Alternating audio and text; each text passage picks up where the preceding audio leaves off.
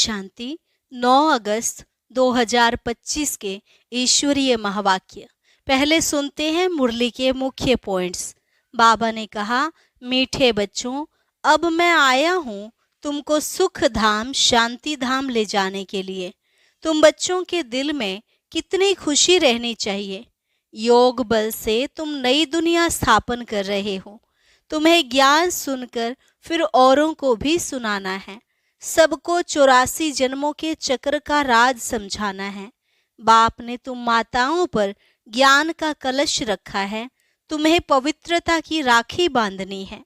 फिर बाबा ने कहा, इस संगम युग पर ही बाप आकर पवित्र रहने की प्रतिज्ञा कराते हैं। अब तुम्हें डबल अहिंसक बनना है। न काम कटारी चलाने, न लड़ना झगड़ना है। कहा भी जाता, अहिंसा परमो देवी देवता धर्म। लास्ट में बाबा ने कहा, यह पढ़ाई पूरी होगी तब श्री कृष्ण जी जन्म लेंगे। अभी बाकी थोड़ा टाइम है पढ़ाई का, इसलिए बाप कहते हैं, मामेकम याद करो तो तुम पावन दुनिया के मालिक बन जाएंगे। और अब सुनते हैं महावाक्यों को विस्तार से। मुरली का सार। मीठे बच्चे, यह पुरुषोत्तम संगम युग कल्याणकारी युग है। इसमें ही पढ़ाई से तुम्हें श्री कृष्णपुरी का मालिक बनना है। प्रश्न, बाप माताओं पर ज्ञान का कलश क्यों रखते हैं? कौन सी एक रिवाज भारत में ही चलती है? उत्तर, पवित्रता की राखी बांध सबको पतित से पावन बनाने के लिए बाप माताओं पर ज्ञान का कलश रखते हैं। रक्षाबंधन का भी भारत में ही रिवाज है। बहन भाई को राखी बांधती है। यह पवित्रता की निशानी है। बाप कहते हैं, बच्चे, तुम मामेकम याद करो तो पावन दुनिया के मालिक बन जाएंगे। गीत, भोलेनाथ से निराला कोई और नहीं। ओम शांति। यह है भोलेनाथ की महिमा, जिसके लिए कहते हैं देने वाला है। तुम बच्चे जानते हो, श्री लक्ष्मी नारायण को यह राज्य भाग्य किसने दिया?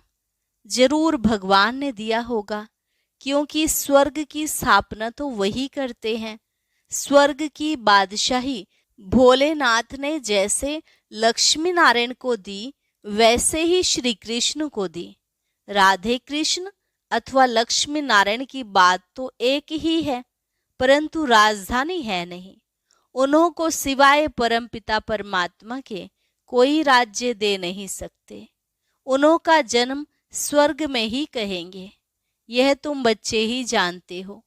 तुम बच्चे ही जन्माष्टमी पर समझाएंगे। श्री कृष्ण की जन्माष्टमी है तो राधे की भी होनी चाहिए, क्योंकि दोनों स्वर्ग के वासी थे। राधे कृष्ण ही स्वयंवर के बाद लक्ष्मी नारायण बनते हैं। मुख्य बात कि उन्हों को यह राज्य किसने दिया? यह राजयोग कब और किसने सिखाया? स्वर्ग में तो नहीं सिखाया होगा। सतयुग में तो वह है ही उत्तम पुरुष। कलयुग के बाद होता है सतयुग, तो जरूर कलयुग अंत में राजयोग सीखे होंगे, जो फिर नए जन्म में राजाई प्राप्त की। पुरानी दुनिया से नई पावन दुनिया बनती है। जरूर पतित पावन ही आया होगा। अब संगम युग पर कौन सा धर्म होता है, यह किसको पता नहीं। पुरानी दुनिया और नई दुनिया का यह है पुरुषोत्तम संगम युग, जो गाया हुआ है। यह लक्ष्मी नारायण है, नई दुनिया के मालिक। इन्हों की आत्मा को आगे जन्म में परम पिता परमात्मा ने राजयोग सिखाया, जिस पुरुषार्थ की प्रारब्ध फिर से नए जन्म में मिलती है। इनका नाम ही है कल्याणकारी पुरुषोत्तम संगम युग। जरूर बहुत जन्मों के अंत के जन्म में ही इन्हों को कोई ने राजयोग सिखाया होगा। कलयुग में है अनेक धर्म, सतयुग में था एक देवी देवता धर्म। संगम पर कौन सा धर्म है जिससे यह पुरुषार्थ कर राजयोग सीखे और सतयुग में प्रारब्ध भोगी? समझा जाता है संगम युग पर ब्रह्मा द्वारा ब्राह्मण ही पैदा हुए। चित्र में भी है ब्रह्मा द्वारा स्थापना कृष्णपुरी की। विष्णु अथवा नारायणपुरी कहो, बात तो एक ही है। अभी तुम जानते हो हम कृष्णपुरी के मालिक बनते हैं इस पढ़ाई से और पावन बनने से। शिव भगवानुवाच है ना, श्री कृष्ण की आत्मा ही बहुत जन्मों के अंत के जन्म में फिर यह बनती है। 84 जन्म लेते हैं ना, यह है 84वां जन्म। इनका ही फिर ब्रह्मा नाम रखते हैं। नहीं तो फिर ब्रह्मा कहाँ से आया? ईश्वर ने रचना रची तो ब्रह्मा विष्णु शंकर कहाँ से आए? कैसे रचा? क्या छू मंत्र किया जो पैदा हो गए? बाप ही उन्हों की हिस्ट्री बताते हैं। अडॉप्ट किया जाता है तो नाम बदलते हैं। ब्रह्मा नाम तो नहीं था ना। कहते हैं बहुत जन्मों के अंत में तो जरूर पतित मनुष्य हुआ। ब्रह्मा कहाँ से आया किसको भी पता नहीं है। बहुत जन्मों के अंत का जन्म किसका हुआ? वो तो लक्ष्मी नारायण ने ही बहुत जन्म लिए हैं। नाम रूप देश काल बदलता जाता है। श्री कृष्ण के चित्र में 84 जन्मों की कहानी क्लियर लिखी हुई है। जन्माष्टमी पर श्री कृष्ण के चित्र भी बहुत बिकते होंगे, क्योंकि श्री कृष्ण के मंदिर में तो सब जाएंगे ना। राधे कृष्ण के मंदिर में ही जाते हैं। श्री कृष्ण के साथ राधे जरूर होगी। राधे कृष्ण प्रिंस प्रिंसेस ही लक्ष्मी नारायण महाराजा महारानी बनते हैं। उन्होंने ही 84 जन्म लिए। फिर अंत के जन्म में ब्रह्मा सरस्वती बने। बहुत जन्मों के अंत में बाप ने प्रवेश किया और इनको ही कहते हैं तुम अपने जन्मों को नहीं जानते हो। तुम पहले जन्म में लक्ष्मी नारायण थे, फिर यह जन्म लिया। उन्होंने अर्जुन का नाम कह दिया है। अर्जुन को राजयोग सिखाया, अर्जुन को अलग कर दिया है, परंतु उनका नाम अर्जुन है नहीं। ब्रह्मा का जीवन चरित्र चाहिए ना, परंतु ब्रह्मा और ब्राह्मणों का वर्णन कहाँ भी है नहीं। यह बातें बाप ही बैठ समझाते हैं। सब बच्चे सुनेंगे, फिर बच्चे औरों को समझाएंगे। कथा सुनकर फिर औरों को बैठ सुनाते हैं। तुम भी सुनते हो फिर सुनाते हो। यह है पुरुषोत्तम संगम युग, लीप युग, एक्स्ट्रा युग। पुरुषोत्तम मास पड़ता है तो 13 मास हो जाते हैं। इस संगम युग के त्योहार ही हर वर्ष मनाते हैं। इस पुरुषोत्तम संगम युग का किसको पता नहीं है। इस संगम युग पर ही बाप आकर पवित्र बनाने की प्रतिज्ञा कराते हैं। पतित दुनिया से पावन दुनिया की स्थापना करते हैं। रक्षाबंधन का भी भारत में ही रिवाज है।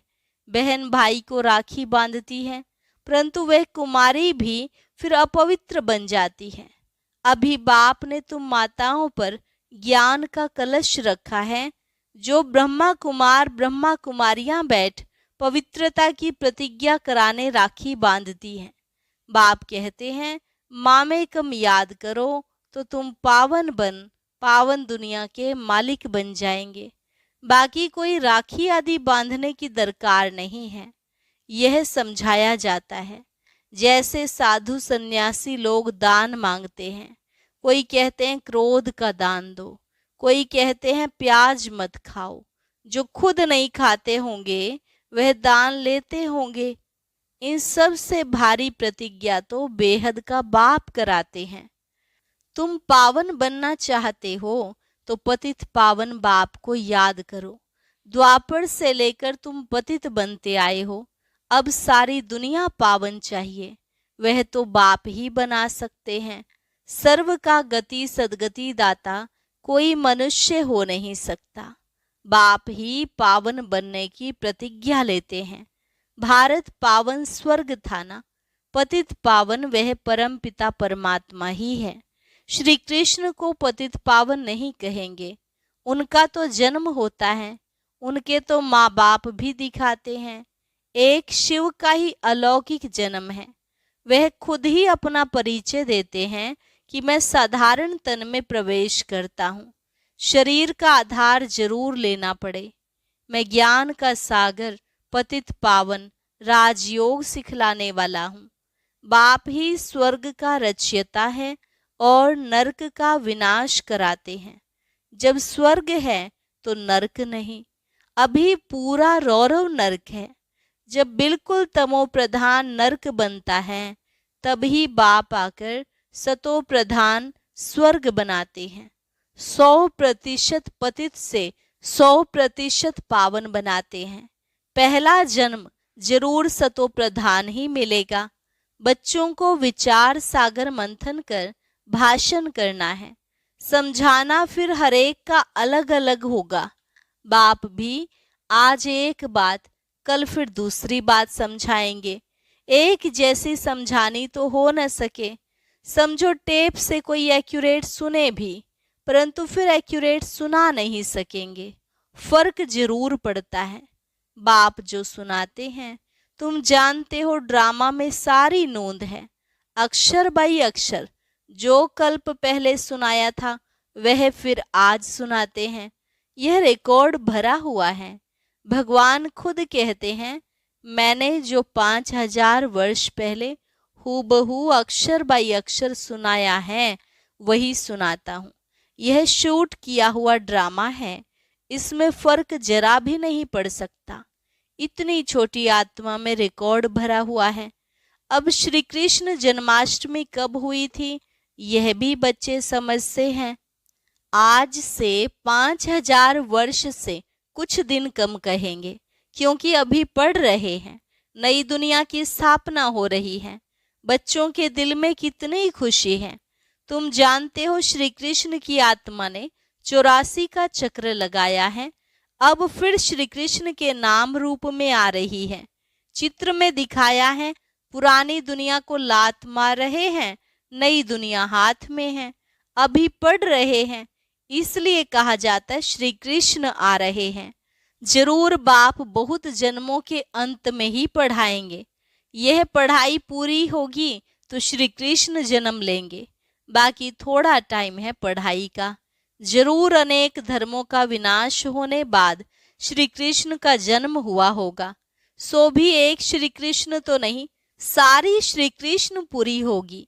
यह ब्राह्मण ही हैं जो फिर यह राजयोग सीख देवता पद पाएंगे। देवताएं बनते ही हैं नॉलेज से। बाप आकर मनुष्य से देवता बनाते हैं पढ़ाई से। यह पाठशाला है, इसमें सबसे जास्ती टाइम लगता है।